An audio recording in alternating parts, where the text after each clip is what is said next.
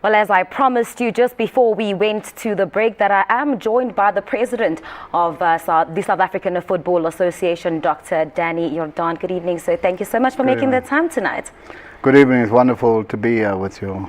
Now, Mr. Jordaan, two of our national teams were in action this weekend. It's the National Under-17, where they played Mali. Now, we can take this back to the final of the African Championship when they lost against him.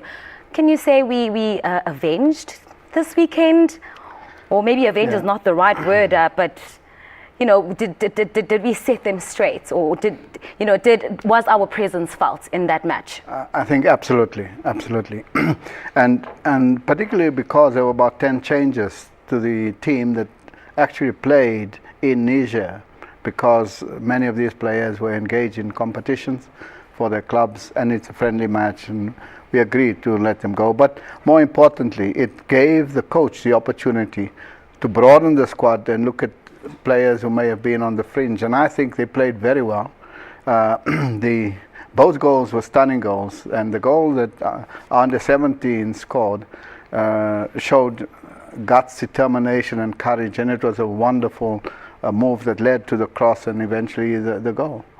Now, Bafana were also in action against their nemesis Nigeria, also ending in a stalemate. And I don't think it's because there's a lack of talent in the Bafana squad, but I do think that perhaps we lack that refined finishing. And that's perhaps the same thing that we saw happening during the AFCON tournament. What do you make of this? Yeah, I think that always the ratio between opportunities created and goals scored is a difficulty in South Africa, and we just look at research on this matter, that in the English Premier League, for every 6 strikes at goal, there's a goal. In South Africa, you need 20 strikes at goal to get 1 goal. So the missed chances, it's huge, and I think here too we created 10 times more opportunities, and look at the goal of Nigeria. Yeah. It was created out of nothing. Yeah. And we had to work hard, but that is the encouraging thing about the team. Normally when the team goes down 1-0, 4 minutes to go, you could see it in the body language, but the team regrouped, fought. We missed a penalty, and notwithstanding the missed penalty, the goal against us, for them to come back and clinch it with 1 minute to go required an extraordinary effort, and I think we must give credit to our team. There's some sterling performances there. I was sitting next to Kanu, and he was just smiling as Serrero took them apart in the midfield. So the talent is there. I think our midfield played extremely well, created many opportunities, worked well as a unit, but we couldn't finish the hard work. And I hope that problem will be sorted, and we'll see the ball in the net more often. But we are certainly encouraged with the performance of Bafana Bafana. Now, President, the SAFA National Executive Committee had a meeting in Mbombela this past weekend. Can you take us through maybe some of the issues that were put on the table? Yeah, we said it is time to look at the structures of SAFA and to bring about a reform and a restructuring to provide a strong base for development and create world-class teams. And this process of constitutional amendment started actually with the provinces. We had meetings with all of the 9 provinces, all of the regions in that province. The resolutions which came out there were then consolidated, placed before the NEC meeting on Saturday in Nelspruit. And then we had a workshop Saturday with all of our members, 52 regions, and all of the associate members, 11, and the NSL. They've gone through the workshop and looked at one, constitutional amendments, looking at the Companies Act, the tax laws and good governance. Constitutional amendments looking at the structures of SAFA itself, and third group of constitutional amendments looking at the business of SAFA and the technical issues, the football matters, academies, technical centers, and so on. Now, President, just talking about that whole structure, is SAFA intending to reduce the number of the members in the NEC, and why that change, and how is that going to help the entire organization move forward in its goals and objectives? Yeah. You see, one of the things that we didn't have, if you look at rugby and cricket, they have the national teams, whether it's the Springbok or the Proteas, then they have strong provincial teams.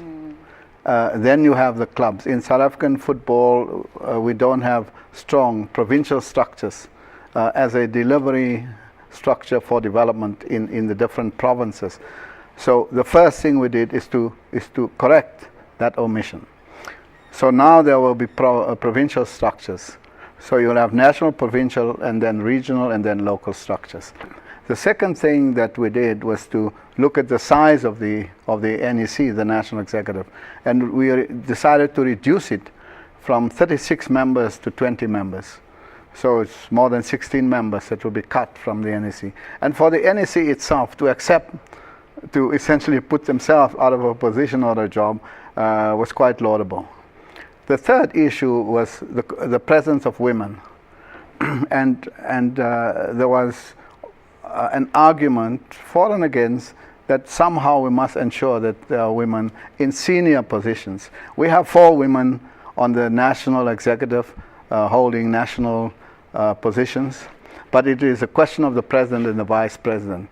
And for starters, we said that out of the 4 vice presidents, 1 must be a woman, and that was endorsed unanimously. So there will be a woman vice president, and there will be at least 1 woman on the national list out of 4.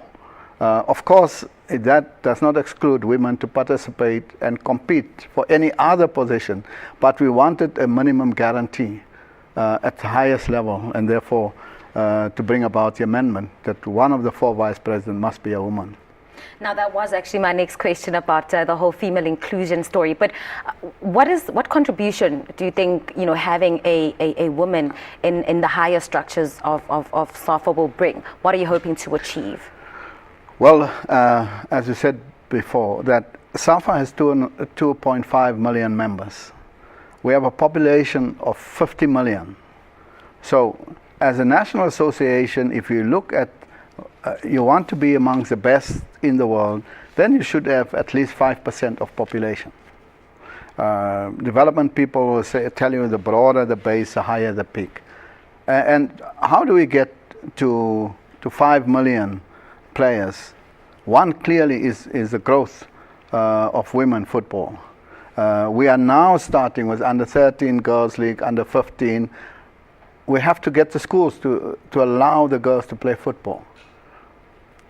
Because 56% of that 50 million are women, and yet it hardly has a presence in football. So if you look at how do you get to 5 million, women clearly is a growth area. The second point is school sport. There must be a growth in school sport. We have not managed to get 3,000 to 5,000 schools out of 27,000 schools.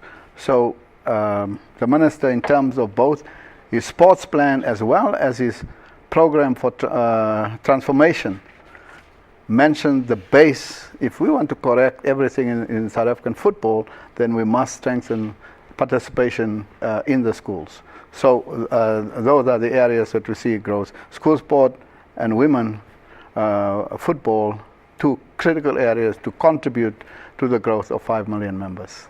Well, President, thank you so much for making the time to be with us this evening. I would have loved to have more time to chat to the SAFA President, Dr. Jordaan, but unfortunately we are out of time.